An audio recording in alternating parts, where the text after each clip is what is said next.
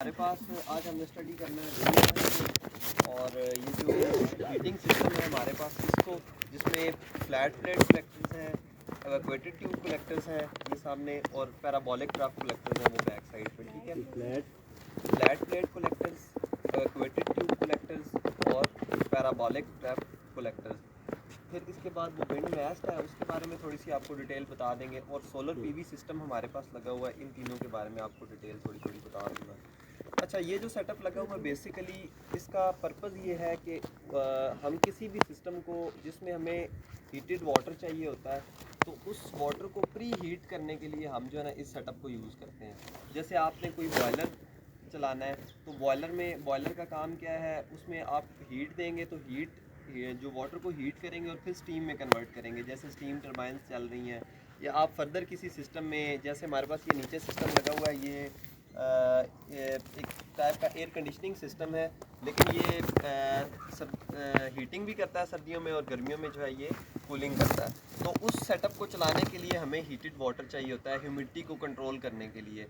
तो बजाय इसके कि हम कोल से या नेचुरल गैस से हम जो है ना वो कॉस्टली ज़्यादा है, इसलिए हम वाटर को जितना प्री हीट कर सकते हैं वो हम इन सेटअप से कर लेते हैं। उसके बाद अगर थोड़ा बहुत कोई डिफरेंस रह जाए तो मज़ीद वाटर को कोल से या नेचुरल गैस से हीट करके अपनी रिक्वायर्ड जो आपको जितना टेम्परेचर चाहिए उस टेम्परेचर तक हम उसको ले जाते हैं। ये सबसे बेसिक फॉर्म है जो आपको ये नज़र आ रही है, इसको कहते हैं फ्लैट प्लेट कलेक्टर्स।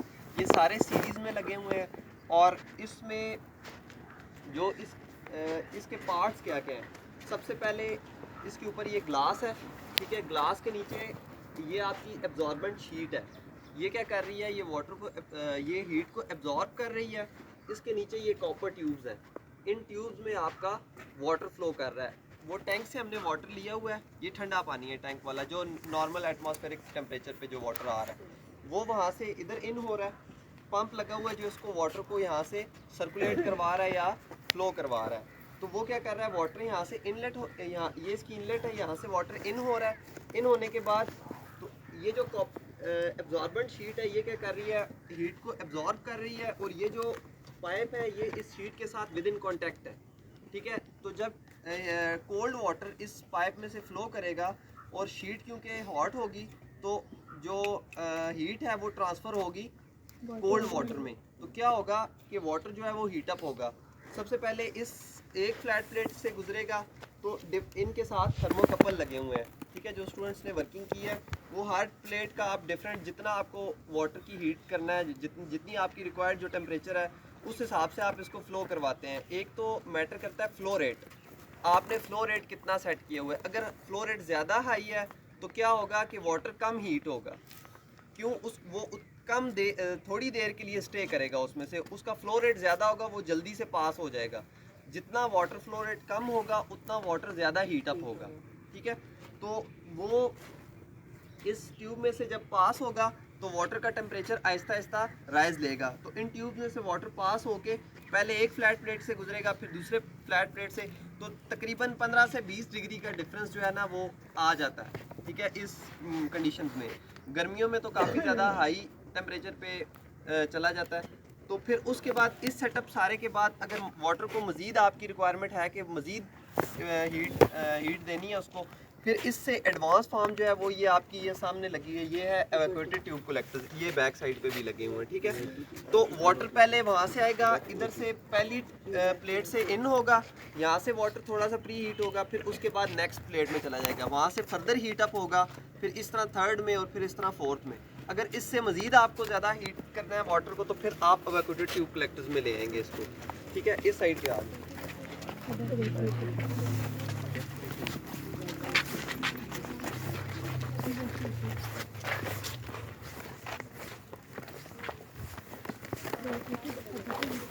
अच्छा, उसके बाद ना फिर वहाँ से वाटर इन हो रहा है उस साइड से, ठीक है। वहाँ से इन होता हुआ ये ट्यूब लगी है आपके सामने ना, फिर उसी प्रिंसिपल पे ये काम करेगी। ये उससे एडवांस फॉर्म है, ये वाटर को ज़्यादा हाई टेम्परेचर तक लेके जाती है।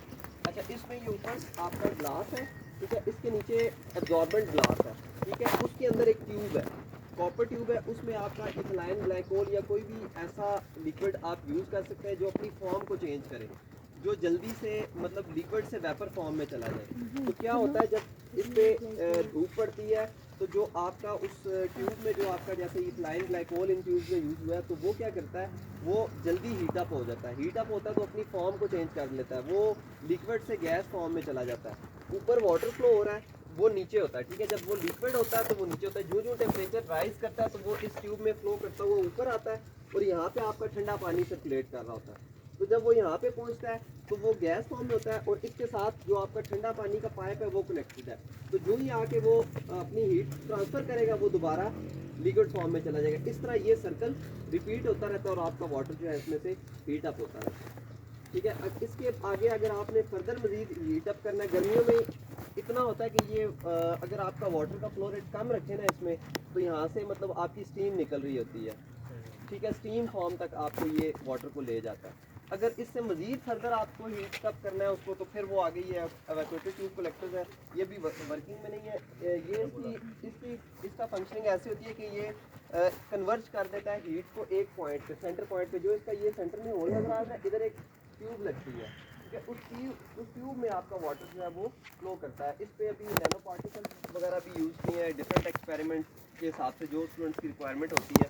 तो वाटर को भी वैसे इस पे प्री हीट किया जाता है। एक साइड से वाटर फ्लो करता है और दूसरी साइड तक जाता है, और जो आपकी ये रिफ्लेक्टिव प्लेट है, ये जो शाइनिंग प्लेट है, ये एक पॉइंट पे कन्वर्ट करके हीट को उस जो आपकी ट्यूब है उसके ऊपर फोकस करती है। तो उससे ये ज़्यादा वाटर जो है आपका मज़ीद, पहले सबसे basic form flat plate collector, फिर एक्वेटेड, और इससे आगे मज़ीद अगर हीट अप करना है तो वो आपका उसमें पैराबोलिक क्रॉस कलेक्टर में है वो आ जाता है। बेसिक फंक्शन इसका ये है कि वाटर को प्री हीट करने के लिए जो है वो यूज़ किया जाता है। आगे आपकी रिक्वायरमेंट है कि किसी भी सेटअप में आप कर सकते हैं। सर्दियों में पानी गर्म करने के लिए भी इस्तेमाल करते हैं। आगे ये इसके वाटर स्टोरेज टैंक्स है। अगर आपने वाटर को थोड़ी देर के लिए स्टोर करना है, जो हीटेड वाटर है वो आगे उस पर 2 टैंक्स लगे हुए हैं, दोनों पे इंसुलेशन हुई है ताकि हीट आपकी लॉस ना हो और वो पानी आपका गर्म रहता है यहाँ पे, ठीक है। और इसको फिर नीचे हम अपने सेटअप में यूज़ करते हैं। जो आप हमारा नीचे सेटअप लगा हुआ है, जो हीटिंग कूलिंग सिस्टम है, उसमें हम इसको यूटिलाइज कर रहे हैं इस वाटर को। फिर ठंडे पानी को दोबारा हम जो है वाटर सारे वर्किंग है।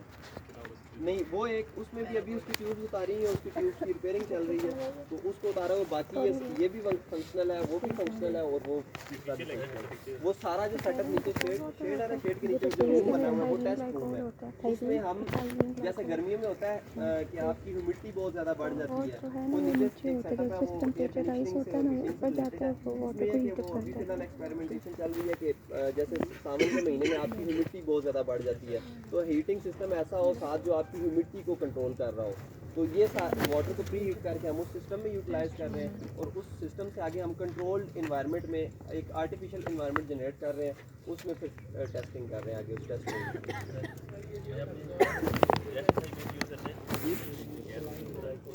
Ethyl glycol. कोई भी ऐसी है जो अपनी कोई भी ऐसी चीज़ यूज़ हो सकती है जो अपनी फॉर्म को चेंज करे जल्दी, मतलब टेम्परेचर सेंसिटिव हो, कि जो टेम्परेचर को सेंस करे, हीटअप हो, और जैसे ही वो अपनी फॉर्म को जो है वो चेंज कर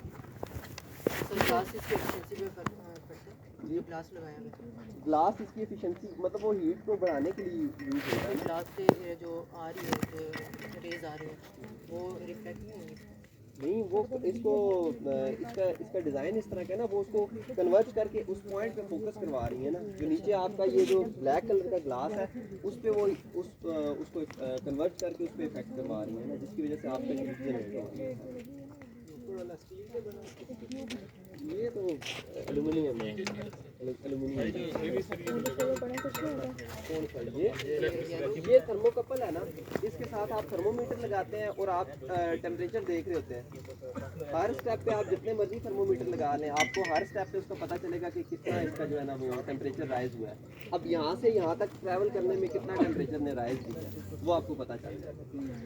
सर वहाँ पे जो स्मॉल ट्यूब है उनके दरमियान डिस्टेंस कैसे, वो जो आपने वहाँ बताया वो तो डिज़ाइन है ना, अब ये तो स्पेसिफिकली एक डिज़ाइन है ना, तो ये अब डिफरेंट फॉर्म्स के आ गए हैं। वो बेसिक टाइप है, उस बेसिक टाइप की भी यही सारी फॉर्म्स है। अगर आप फ्लैट प्लेट कलेक्टर्स देखें ना गूगल वगैरह पे, तो आपको डिफरेंट शेप, डिफरेंट डिज़ाइन के फ्लैट प्लेट कलेक्टर्स मिल जाएंगे। रिक्वायरमेंट है ना, ये तो अभी हमारे यहाँ पे मकसद ये है कि हम इसको एक स्टडी बेस के लिए यूज़ कर रहे हैं। अगर आप इसको स्पेसिफिकली किसी सिस्टम को चलाने के लिए लगाएंगे तो आप अपनी जो रिक्वायरमेंट है उसके हिसाब से लगाएंगे। अभी तो जस्ट हम क्योंकि एक स्टडी बेस के लिए, रिसर्च वर्क के लिए यूज़ हो रहा है, तो उसके लिए हमने तीनों लगाए हुए हैं कि पहले उस पर एक्सपेरिमेंटेशन होती है, फिर उसके बाद इस पे, फिर फर्दर एवाक्यूएटेड पे। तो जो भी प्रोडक्शन लेवल के लिए लगाएगा वो अपनी रिक्वायरमेंट के हिसाब से उस सेटअप को लगाएगा ना, कि मेरी रिक्वायरमेंट अगर मुझे कम इतनी ज़्यादा वाटर को प्री हीट नहीं करना तो वो फ्लैट से भी काम चल जाएगा। अगर उसको ज़्यादा हीटेड, थोड़ा उससे ज़्यादा हीटेड वाटर चाहिए तो वो ये एवाक्यूएटेड लगाएगा। अगर उससे ज़्यादा वाटर की रिक्वायरमेंट है हीट करने की तो वो फिर पैराबोलिक लगाएगा। ठीक है जी, क्लियर है। आए अब आपको वो सोलर पीवी सिस्टम दिखा दें। एक जगह पे कन्वर्ट नहीं, देखो हम इसको सेपरेट भी तो यूज़ कर सकते हैं। इसमें आ रहा है ना, अगर हम इसको सेपरेट भी तो यूज़ कर सकते हैं। कर सकते हैं, ऐसा कह रहे हैं, वो आपकी नीड पे होता है। किरण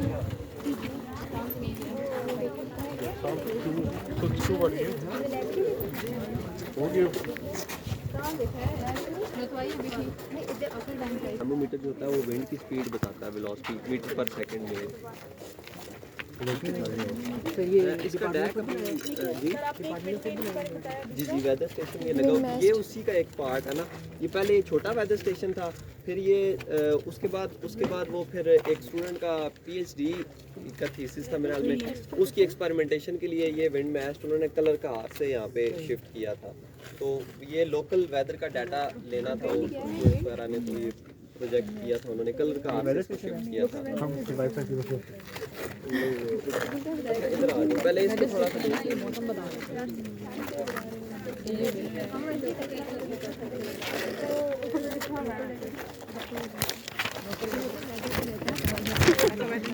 अच्छा, ये जो हमारा सेटअप है, ये सोलर पीवी सिस्टम है। ये इसमें पॉलीक्रिस्टलाइन और मोनोक्रिस्टलाइन दोनों पैनल्स लगे हुए हैं। ठीक है, 1.6 किलोवाट इसकी कैपेसिटी है दोनों पैनल्स की फ्रंट पे। जी रिपीट कर दें। ये सोलर पीवी सिस्टम लगा हुआ है हमारा, इसकी 1.6 किलोवाट कैपेसिटी है। पर प्लेट जो है वो 100 वाट्स जो है आपको प्रोड्यूस कर रही है। ये आपकी पॉलीक्रिस्टलाइन है और ये मोनोक्रिस्टलाइन है। ठीक है, और ये पॉलीक्रिस्टलाइन जो है वो थोड़ा कम एफिशिएंट होता है और मोनोक्रिस्टलाइन जो है वो ज़्यादा एफिशिएंट होता है। ये जो डायमंड शेप्स है ना, ये आपकी पॉलीक्रिस्टलाइन के लिए हैं। ठीक है, और मोनोक्रिस्टलाइन जो है ये स्क्वायर शेप में जो है ना इसकी वो प्लेट्स लगी हुई हैं। ठीक है, इस सेटअप के नीचे हमारा जो इसका कंट्रोल पैनल है वो सारा नीचे लगा हुआ है। इससे हम लोग नीचे जो हमारे एमएस के स्टूडेंट्स वगैरह काम करते हैं, उनके पीसीज वगैरह, प्रिंटर्स वगैरह, लैपटॉप्स वगैरह वो चला रहे हैं, और नीचे इसकी बैटरीज वगैरह जो हैं वो नीचे पड़ी हुई हैं। इसके साथ प्रॉपर चार्ज कंट्रोलर लगा हुआ है इसका, फिर उसके बाद इन्वर्टर लगा हुआ है जो पहले चार्ज कंट्रोलर में जा रहा है सेटअप, उसके बाद फिर बैटरी स्टोरेज के लिए कि अगर शाम को, क्योंकि दिन को आपका सोलर नहीं, दिन को तो सोलर डायरेक्ट भी वर्किंग कर सकता है, क्योंकि रात को अगर आपने उससे आउटपुट लेनी है तो उसके लिए स्टोरेज आपको कुछ ना कुछ चाहिए। तो बैटरीज हमारी नीचे पड़ी हुई हैं, वो बैटरीज उसको स्टोर कर रही हैं, और रात को अगर आपने जितनी देर के लिए आप वो उसकी कैपेसिटी है वो बैकअप दे सकती हैं, उतनी देर आप उससे बैकअप ले सकते हैं और फिर उसके बाद 7 वाट को यूटिलाइज़ कर सकते हैं। ठीक है, इन्वर्टर इसका नीचे लगा है, वो सेटअप आपको दिखा देता हूँ, तो वहाँ से आप उसको देख लीजिएगा। ये मोनो है, ये पोली है। ठीक है, मोनो ज़्यादा पोली ज़्यादा एफिशिएंट होता है। मोनो ज़्यादा सर ये मोनो होगी, मोनो ज़्यादा एफिशिएंट नहीं होती। ये मोनो ही है ना, वो पोली है, ये मोनो है। एफिशिएंट मोनो पोली सर होता है। डायमंड शेप तो पोली बताया था। मोनो क्रिस्टलाइन जो है वो ज़्यादा एफिशिएंट है, और पोली क्रिस्टलाइन जो है वो ये मोनो ज़्यादा। ये मोनो है, ये मोनो है, ये पोली। यार ये जो डायमंड शेप्स है ना, ये पोली होती है। ये पोली बताया था। वो जो है ना पोली क्रिस्टलाइन जो है ना वो कम एफिशिएंट है, ये वाली पोली क्रिस्टलाइन है। ये मोनो क्रिस्टलाइन है, जो डायमंड एज है ना ये मोनो है, वो पोली है बस। डायमंड है, डायमंड होता है, मोनो में डायमंड होता है। हाँ मोनो में डायमंड। ठीक है जी, आओ विंड में। यहाँ पे शैडो से पड़ा था, अच्छा हाँ, इसमें एक चीज़ और है, कौन सा शेडो?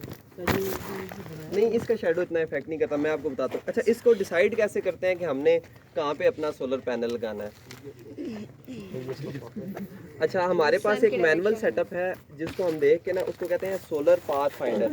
वो एक मैनुअल सेटअप है, जिस जगह पे ना आप लोगों का इरादा हो कि इसको यहाँ लगाना है, तो वो आपको पूरे साल का डाटा देगा कि पूरे साल में ना कितनी देर इस जगह पे आपका सनलाइट अवेलेबल रहेगी दिन के टाइम में। वो पर ईयर का डाटा आपको पर मंथ के हिसाब से दे देता है कि दिसंबर में फ़र्ज़ करें, अब आपकी जिस जगह पे आपने उसको इंस्टॉल करना है ना, उसको नॉर्थ की साइड पे रख के ना उस पर कंपास लगी हुई है, ठीक है, और उसका लेवल लगा हुआ है उस पर बैलेंस करने के लिए, ठीक है। उसको आप इंस्टॉल करेंगे उस जगह पे, फिर उस पर रख के ना उसका एक शेडो बनता है ना सराउंडिंग से लेके, उस पर एक डोम लगी हुई है। डोम क्या करती है कि उसको एक शेडो बना रही होती है, उसको जहाँ जहाँ वो शेडो बन रहा है आप उसके हिसाब से उसको स्केच करते हैं। इसका 33 डिग्री हमारा जो है ना लोकल इस एरिया का टेक्सला रीजन का लैटीट्यूड एंगल है, तो 33 डिग्री के हिसाब से वो उन्होंने मैप दिया हुआ है। उस मैप पे आप उसकी एक ड्राइंग बनाते हैं, तो वो आपको स्पेसिफिकली अगर आप इस जगह इंस्टॉल किया, तो वो जिस तरह अब ये दरख्त है, ये टैंकी वगैरह है, ये बिल्डिंग है आपकी, ये दरख्त वगैरह है, वो आपको बता देगा कि सुबह मॉर्निंग में सर्दियों में फ़र्ज़ करें 9 बजे तक ये शेड यहाँ पे रहेगा इस बिल्डिंग का, ठीक है। तो 9 बजे से लेके दिन को 3 बजे तक आपके पास सनलाइट अवेलेबल होगी, उसके बाद फिर इसका शेड आना स्टार्ट हो जाएगा। तो वो इस तरह बाय आवर आपको बता देगा कि कितनी देर आपके पास सनलाइट अवेलेबल है। उससे आप पहले स्केच करते हैं, फिर आप देखते हैं कि यार अगर मेरे पास 2-3 ऑप्शंस हैं, तो मैं देखूंगा कि किस ऑप्शन पे मेरे पास ज़्यादा देर सनलाइट अवेलेबल है, मैं उस जगह उसको इंस्टॉल कर दूँगा। सोलर रेडिएशन इंडेक्स हो गया जी बिल्कुल, वो यही बताता है कि इतनी देर सनलाइट यहाँ पे अवेलेबल है और कितनी देर के लिए वो दरख्तों का या इस बिल्डिंग का शेड सुबह यहाँ तक मतलब आता रहेगा, कि जब सूरज इनसे ऊपर निकलेगा तो उसके बाद जो है ना हमें वो यहाँ पे लाइट अवेलेबल होगी। वो हम सोलर पाथ फाइंडर से जो है ना हम ये इसको मैनुअली अगर हम डिटेक्ट करना चाहें, वैसे तो सॉफ्टवेयर वगैरह भी हैं, तो अगर मैनुअली देखना चाहें तो हम इस तरीके से देख सकते हैं कि कितनी देर के लिए हमारे पास सनलाइट अवेलेबल है। ये लैटीट्यूड एंगल होता है ना 33 डिग्री पे वैसे लगता है, तो वैसे सन की जो हमारे पास तो इस एरिया का तो सन सामने ही होता है, सन फेस इस तरह ही होती हैं जिस तरह अभी लगी हुई है वहाँ देखने, वो आपके वो पैनल मेरे हाल में लगे हुए हैं, वो भी सारे इसी फेस पे हैं जी। 33 थोड़ी हाइट भी लगा सकते हैं ताकि शेड ना लगा सकते हैं। ये बाद में बना है ना, ये पहले पैनल लगे तो उसके बाद ये बाद में एक स्टोर हमें चाहिए था तो उसके लिए बाद में शेड आ जाए, 2 पैनल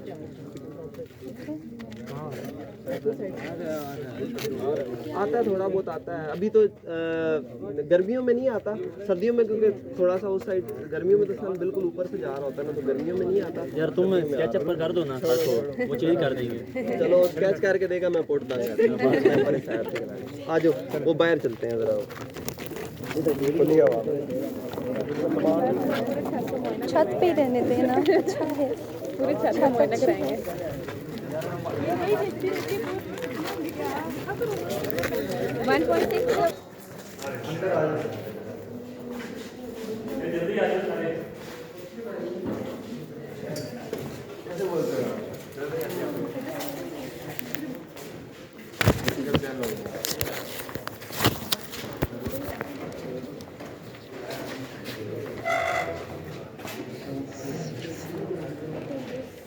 अच्छा, ये दो 3 पार्ट्स हैं इसके ट्यूब के, ठीक है। ये इस तरह फंक्शनिंग होती है, ये ट्यूब इसके अंदर डली होती है, ठीक है। ये आपका हीट बल्ब है, ठीक है। ये आपकी वो कॉपर ट्यूब है जिसके अंदर आपका वो मैंने बताया था इथाइल ग्लाइकोल होता है, वो सबसे पहले जो है ना इसके इस एंड पे होता है मौजूद, ठीक है। इसके ऊपर ये हीट बल्ब जो है, इसके ऊपर आपका वाटर जो फ्लो कर रहा है, ठंडा पानी, वो इसके साथ विद इन कॉन्टैक्ट होगा पाइप, ठीक है। तो जब वाटर फ्लो करेगा तो वो ये ऑलरेडी प्री हीट होगा, ठीक है। तो इसमें जब जो वो टेम्परेचर राइज लेगा तो यहाँ से जो आपका इथाइल ग्लाइकोल है वो ऊपर की तरफ मूव करेगा। ये एरिया थोड़ा बढ़ाया इसलिए हुआ है कि जब लिक्विड से वेपर फॉर्म में आएगा तो वेपर फॉर्म ज़्यादा जगह घेरते हैं, ठीक है, ताकि वो ज़्यादा फैल जाए और उसका जो कॉन्टैक्ट एरिया है वो बढ़ जाए। ठीक है। जब कांटेक्ट एरिया बढ़ेगा तो यहाँ पे जब वो ठंडे पानी के साथ विद इन कांटेक्ट आएगा तो वो अपनी हीट पानी में ट्रांसफर करेगा और जो ही वो दोबारा ठंडा होगा तो वो दोबारा नीचे चला जाएगा। फिर यही साइकिल बार बार रिपीट होता रहता है। दोबारा जब हीट अप होगा फिर पानी के साथ विद इन कांटेक्ट होगा और ये इस तरह ऊपर नीचे वो इसमें मूव करता रहता है। और ये इसमें इसका एक ग्लास है और ये बाहर वाली इसकी केसिंग है, ठीक है। ये ब्लैक कलर का ग्लास है, ये एब्जॉर्बेंट ग्लास है और ये इसका मेन बाहर वाला जो ग्लास है जो इसको कन्वर्ट करेगा, ठीक है। इसके अलावा कौन सा यूज कर सकते हैं एथिलीन ग्लाइकोल के अलावा? अल्कोहल भी यूज हो सकती है और एक दो जो इसमें है ना, जो भी अपनी फॉर्म को जिसका टेम्परेचर जो कम टेम्परेचर पे वेपर फॉर्म में चला जाए वो, हाँ जो ना देखो कम हीट पे जिस तरह वाटर का जो टेम्परेचर है 100 डिग्री पे जाए तो स्टीम बनना स्टार्ट होती है। इस तरह जिस भी किसी भी कोई भी ऐसा लिक्विड जिसकी जो कम हीट पे वेपर फॉर्म में जाना स्टार्ट हो जाए वो हम यूज कर सकते हैं।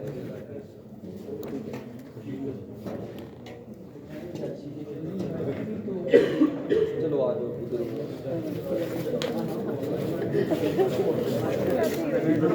टावर लगा हुआ है, इसको कहते हैं विंड मैश, ठीक है। इसका बेसिक फंक्शन क्या है कि कोई भी ऐसी जगह जहाँ पे आपको वेदर का डाटा चाहिए हो, विंड के हवाले से कोई इंफॉर्मेशन चाहिए हो, वहाँ पे इसको इंस्टॉल किया जाता है। या 2 मिनट ये सुन लें। उस आपको जिस तरह के एविएशन अथॉरिटीज़ उनको विंड का डाटा चाहिए होता है। जैसे अब जब प्लेन टेक ऑफ कर रहा है या लैंडिंग कर रहा है या वेदर की कंडीशन उस एरिया में क्या है, उसका डाटा लेने के लिए इन सेटअप्स को यूज़ किया जाता है, ठीक है। जहाँ आपकी विंड टर्बाइंस लगी हुई हो या स्पेस शटल्स जहाँ से फायर की जाती हैं उन जगहों पे इसकी मौजूदगी होती है। उसकी वजह यह है कि ये हमें वेदर का डाटा या बात सुनो, मैंने वाइवा लेना है, तुम पंगे कर रहे हो ना, इधर सुन लो, बाद में फिर मैं पूछूंगा तुम्हें आएगा नहीं। तो इसमें ना इसकी जो टोटल हाइट है वो 80 मीटर्स है। डिफरेंट हाइट पे डिफरेंट सेंसर लगे हुए हैं, ठीक है। जो हाइट बढ़ती जाती है तो विंड की स्पीड जो है वो चेंज होती रहती है हाइट के हिसाब से, ठीक है। 80 मीटर हाइट से लेके यहाँ नीचे तक ये आपके डिफरेंट सेंसर्स लगे हुए हैं। इसमें डिफरेंट हाइट्स पे आपके एनेमोमीटर लगे हुए हैं, कप टाइप एनेमोमीटर। वो क्या करते हैं, वो हमें विंड की स्पीड बता रहा होता है। जो कप टाइप एनेमोमीटर होता है वो विंड की स्पीड बताता है। उसके बाद जो विंड वेन्स लगी हुई हैं, विंड वेन्स क्या करती हैं, वो डायरेक्शन बता रही होती हैं कि एयर नॉर्थ टू वेस्ट चल रही है या साउथ टू ईस्ट चल रही है। वो विंड की डायरेक्शन बता रहा होता है कि विंड की डायरेक्शन क्या है। ह्यूमिडिटी सेंसर लगे हुए हैं जो हमें डिफरेंट हाइट्स पे डिफरेंट ह्यूमिडिटी जो होती है उसके बारे में बता रहे हैं, ठीक है। टेम्परेचर सेंसर लगे हुए जो टेम्परेचर बता रहा होगा डिफरेंट हाइट्स पे। तो इसको हम इस सेटअप का इस एरिया में मकसद ये कि हमें यहाँ पे लोकल जो वेदर डाटा है वो प्रोवाइड कर रहा है। वो CR किधर है जिसको मैंने वो दी थी, हाँ वो मैंने इन्हें कुछ डाटा दिया है, वो डाटा आप देख लीजिएगा, उससे आपको अंदाज़ा हो जाएगा। वो मतलब कितने मेरे ख्याल में 2-3 महीने का डाटा है। वो डाटा आपको बताएगा कि कितनी उस जो आपका महीना है उस महीने में आपका वेदर का डाटा क्या रहा है। वो आप इंटरवल अपनी मर्ज़ी से सेट कर सकते हैं। 1 घंटे के बाद आपको वो मेल में डाटा आता है और इसमें इसका नीचे जो कंट्रोल पैनल है वो नीचे बॉक्स लगा हुआ है, उसमें सारा कंट्रोल पैनल है। इसमें सारा डाटा इसका थ्रू वायर डाटा उसमें आ रहा है। फिर डैक लगा हुआ है, डाटा एक्विजिशन सिस्टम, और साथ जो है ना GPS लगा हुआ है। वो क्या है, जो जितना डाटा है वो आपको मेल पे आ रहा होता है, ठीक है। तो आप मेल से उसका सारा डाटा जो है वो हम देख रहे होते हैं कि हमें डिफरेंट हाइट्स पे इस वक्त विंड की स्पीड कितनी है, उसके बाद विंड की डायरेक्शन क्या है, ठीक है, और ह्यूमिडिटी कितनी है। वो सारा डाटा हमें जो है ना इससे हमें मिल रहा होता है, ठीक है। ये विंड मैश का हमारे एरिया में जो है ना इसका ये मकसद है, या विंड मैश को इसलिए लगाया जाता है जहाँ आपकी विंड टर्बाइंस होती हैं।